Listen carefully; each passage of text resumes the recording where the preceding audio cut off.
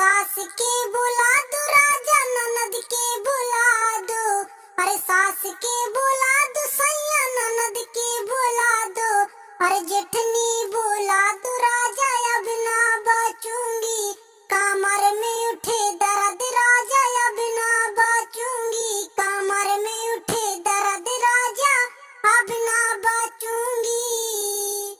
अरे डॉक्टर बुला दो राजा नर्स को बुला दो। अरे डॉक्टर बुला दो बलमू नर्स को बुला दो। अरे मम्मी बुला दो बलमू अब ना बचूंगी। अरे मम्मी बुला दो बलमू अब ना बचूंगी। कमर में उठे दर्द राजा अब ना बचूंगी।